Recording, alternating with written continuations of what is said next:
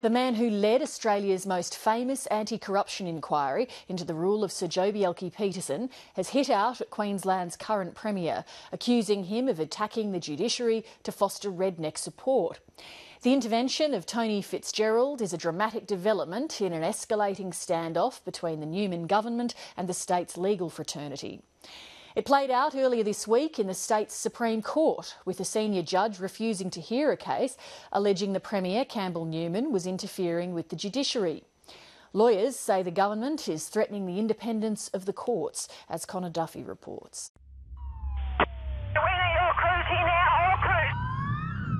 It was this Friday night bikie brawl on the Gold Coast that provoked the Newman government into action, inspiring the draconian new laws that have the government and judiciary at loggerheads. Where are you?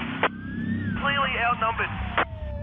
Police were caught by surprise, their desperation shocking Queensland and kick-starting the toughest law and order campaign in recent memory. Urgent assistance here, more crews, urgent assistance. I need every available unit possible to this location, okay? Every available. We've got two sides, they're both about to go, it's clearly outnumbered. You've got to understand the people we're targeting here, the thugs, the people that put fear and intimidation. 31-year-old former conveyancing lawyer, now Attorney General Jared Blaiey, is leading the response. His laws impose 15-year mandatory sentences for bikies convicted of a crime and 25 years for bikie officers who are convicted. To get bail, the accused must prove to the court they are not a gang member. He's been out spruiking his laws to the media. Your listeners should be able to go to a cafe at Broadbeach at night and not have 50 banditos show up with their patches on and drag people out and have a full-blown assault in the public, and then go to a police station and demand that those arrested be returned.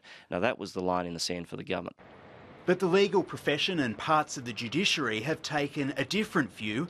They say the public should be as afraid of the government as they are of bikies. The government has arbitrarily set a figure of 15 years jail if you commit even the most minor drug offence simply because you have had some association with organisations, including bikies, it's not just bikie organisations, is an arbitrary setting of penalty by government, and that's when it gets dangerous. Yesterday, one of Queensland's most senior judges refused to hear a case against a bikie charged over the Gold Coast brawl after Premier Newman criticised a magistrate who gave a bikie bail in another case. In a rare outburst, Justice George Freiberg said he wouldn't hear the case unless the comment was withdrawn. Otherwise, he said, "It would be very difficult for members of the public to avoid a conclusion that the court was bending to the will of the government. Justice, in other words, would not be seen to be done." My comments are reflecting what the people of Queensland are saying and thinking. Far from backing down, Queensland's Premier Campbell Newman continued the attack in Parliament, defending the comments as not about a specific case. My comments are backed by Queenslanders who want the judiciary to listen to them.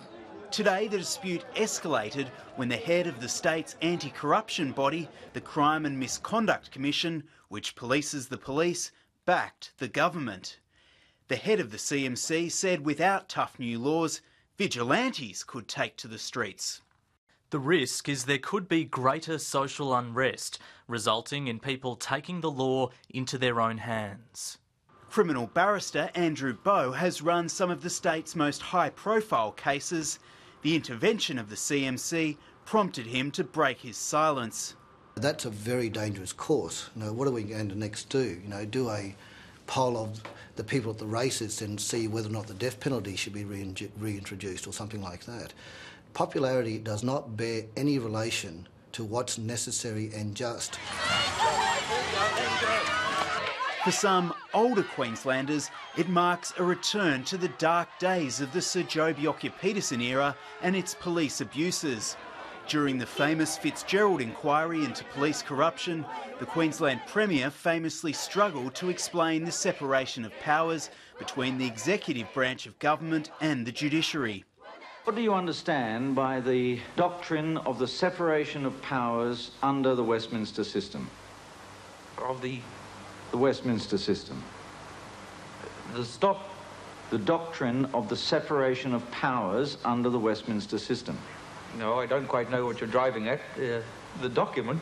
Last week, Campbell Newman gave his own unique take on the separation of powers, saying it was more of an American thing. Well, it's consistent with his insight into these matters generally, isn't it? I mean, it's an appalling misstatement or misunderstanding of that concept. It's concerning that a person in his position would be so limited or confined in his analysis of what the system of justice should be like.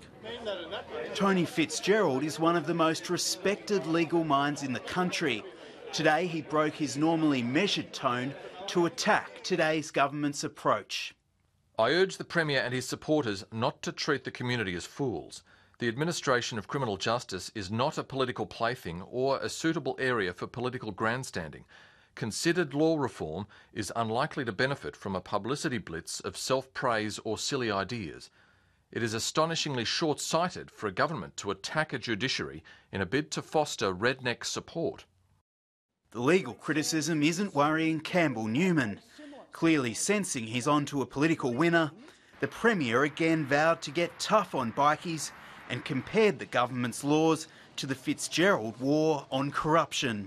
A fearless individual cleanse our state of these bad things, and that is what must happen today. Andrew Bowe says the only comparison is draconian laws. I'm old enough to remember the trails of that behaviour and the difficulties that caused for many citizens and innocent people within the community. When these laws get interpreted as they roll out and they get applied by police as they must against all people, you will find that there will be increased instances of injustices. And that is what I fear.